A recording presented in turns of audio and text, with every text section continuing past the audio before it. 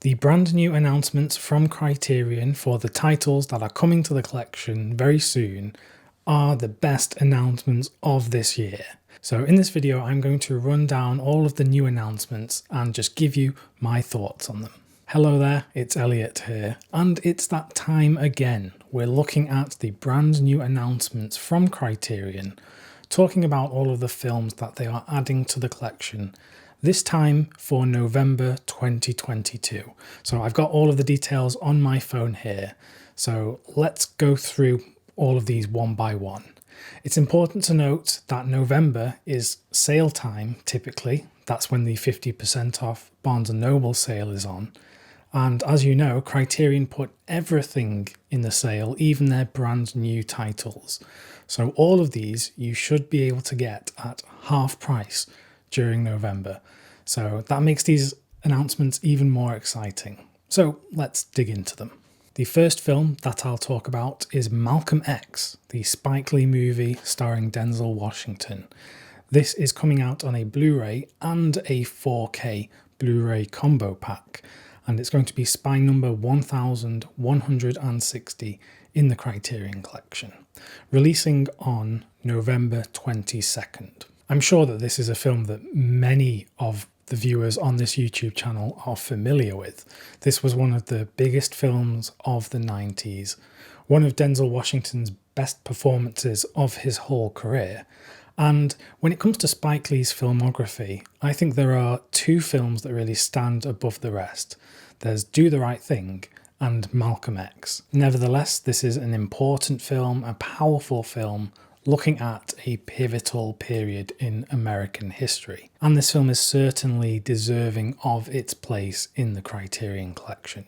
So let's have a look at some of the features. So it's from a 4K digital restoration with a Dolby Vision HDR grade on the 4K disc. So that is good to hear of. There is an audio commentary from 2005 with Spike Lee and a few of the other filmmakers.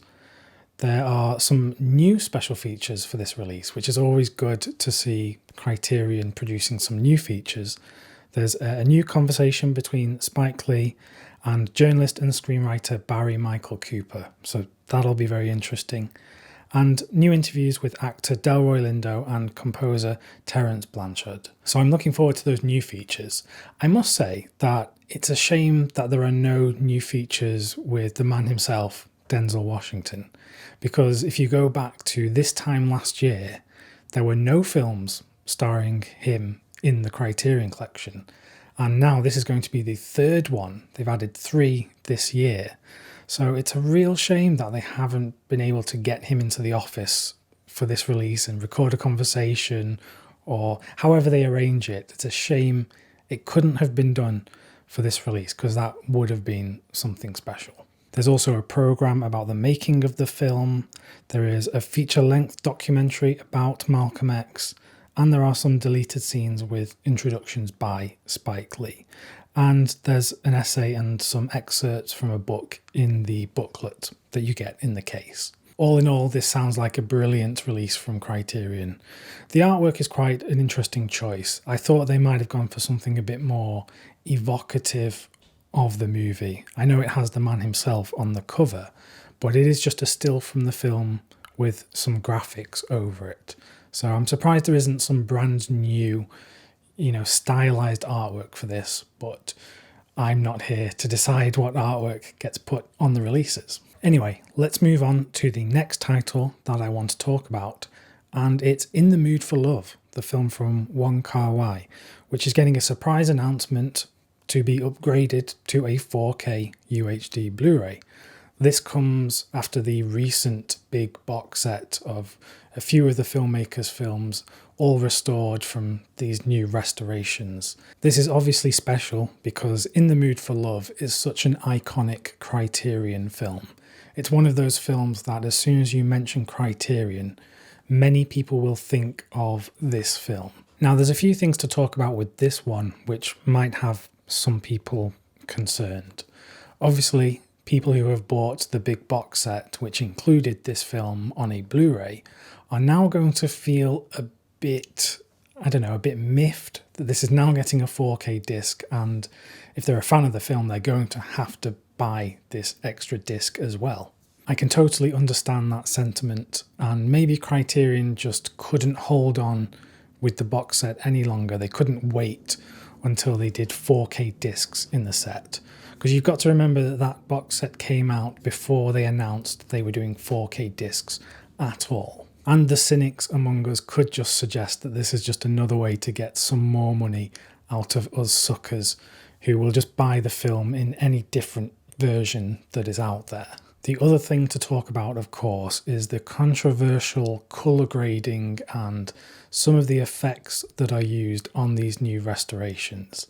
If you already own the old In the Mood for Love Blu-ray, then I would suggest not getting rid of that, because basically this version is a different film. The colour grade is so different. It gives, a different feeling.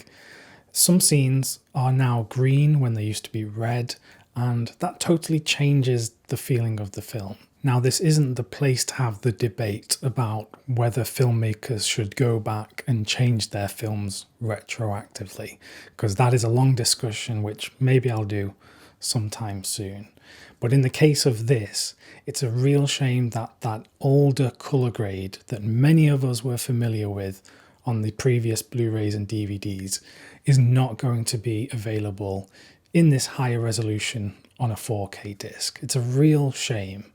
And all it means is that eventually that older colour grade is going to be lost, and it will only exist in this form unless they go back and regrade it again. So those are my thoughts. While I'm excited for this release, I do have some mixed feelings, and I know that I am not alone in having those certain feelings about this news. Anyway, let's move on. We have another 4K release, which is very exciting. We have The Power of the Dog coming to a 4K Blu-ray combo pack on November 8th. And this is going to be spy number 1158. This is exciting because this is another one of those Netflix movies which previously might have never had a physical release. And now with Criterion's agreement with Netflix to put some of their films on discs, this is a great thing.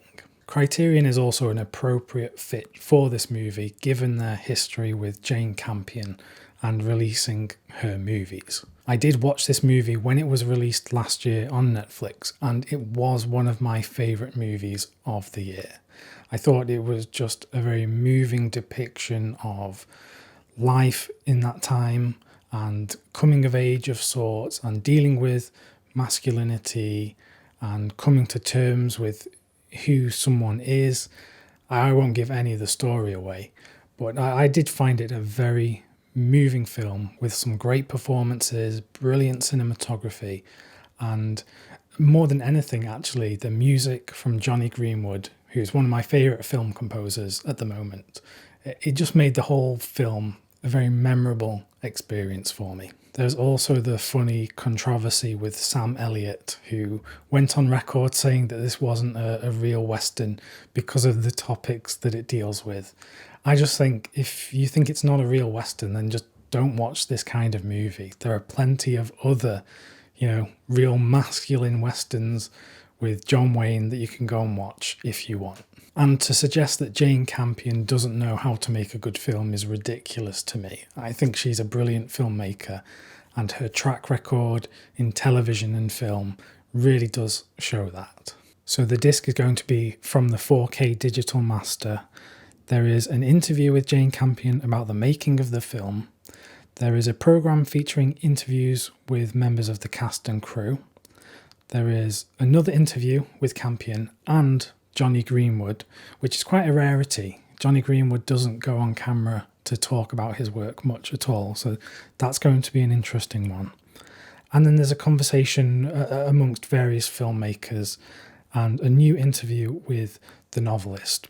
So all in all, that has me very excited for The Power of the Dog. It's one of those Netflix movies that we wouldn't have gotten otherwise, and it's a great Jane Campion movie to have in the collection with the rest of her films. And come to think of it, does that actually make her the first filmmaker with more than one Criterion 4K Blu-ray, because obviously she had the piano, which came out earlier this year. I think off the top of my head, that is the case. So very interesting. Good on you, Jane. Next, let's talk about this announcement, Daisies from filmmaker Vera Chytilova. This is a great announcement. I love this film. I watched it for the first time on the Blu-ray from Second Run, which came out a few years ago. But seeing that this is from a brand new 4K restoration, and there are some special features on this disc that are not on the other disc, this has me very excited. To try to describe this film, it is quite difficult for me actually. It is an anti-establishment film, it is a feminist film, but above all, I find it very fun and very playful. And, you know, it reminds me of Jacques Rivette's Celine and Julie Go Boating, which is one of my favourite films, as well as Daisies.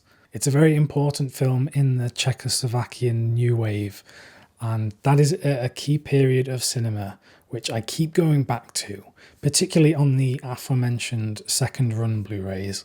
That is a great label if you're into the Czech New Wave. So this is entering the collection spine number 1157, and it's being released on November 1st. Looking at the features, it's from a new 4K digital restoration. There is an audio commentary with film scholars Daniel Bird and Peter Hames, which was on the Second Run disc. But there's now a new interview with film programmer Irena Kovarova, and there's a documentary from 2002 about the director, and there's a documentary about the artistic collaboration among the director, cinematographer and screenwriter. And then there's 2 short films from Chytilova on the disc as well. This is where I have a question for Criterion, and I don't know what the answer is, which is typically why you ask questions. The question is, why does this not get a 4K UHD disc like the other 3 announcements I've talked about have? It doesn't seem to me that it would be because there wouldn't be the demand for it, because I certainly think that there would be. Given that 4K discs are region free, you have the whole world as your consumer base, there is a hunger for new films on the 4K format anyway, regardless of what they are.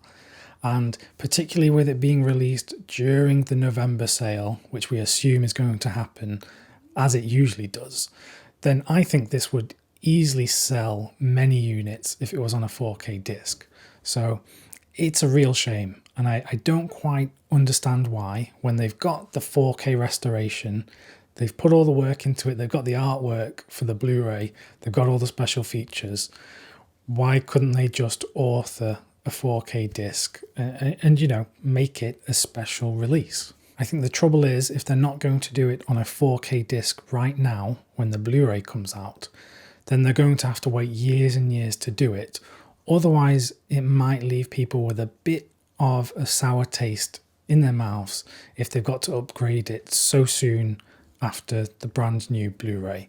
I know some people have had that issue with Arrow Video, where they have been upgrading some of their back catalogue so soon after they just released the Blu-ray release. So that's a complicated question for Criterion. I don't know if they watch my videos, so it's not like I'm expecting an answer, but it's something to think about. And now let's talk about this pretty big announcement which has a lot of people excited. It's the Infernal Affairs trilogy, coming to Criterion on November 15th on a Blu-ray, spine number 1159. These films are loved by many people all around the world. They have such a strong, I would say cult fan base, because it's not like these are big, super mainstream films, but they do have a devoted fan base.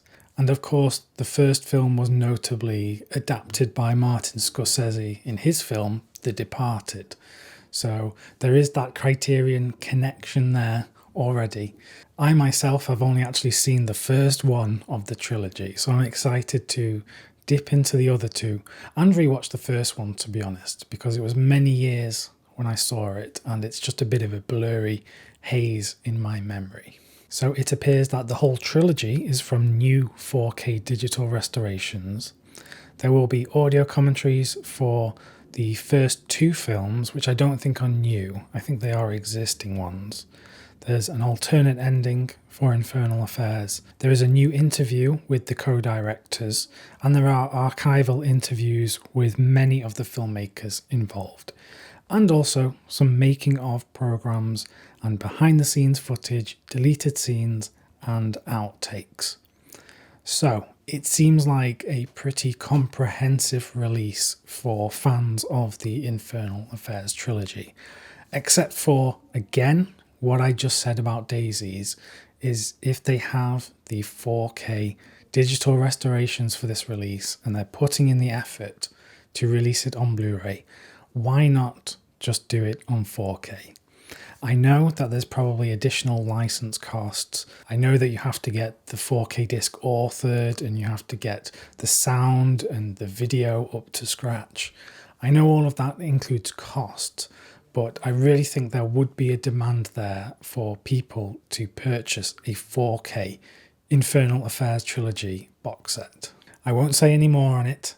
Those are my thoughts about the new announcements. Some great 4K announcements, some great Blu-ray announcements. It's just a shame they weren't all 4K announcements. If you enjoyed this video, then click to watch the video on screen right now, because it's me talking about some of my favourite Criterion Collection films, and you could get some brand new recommendations.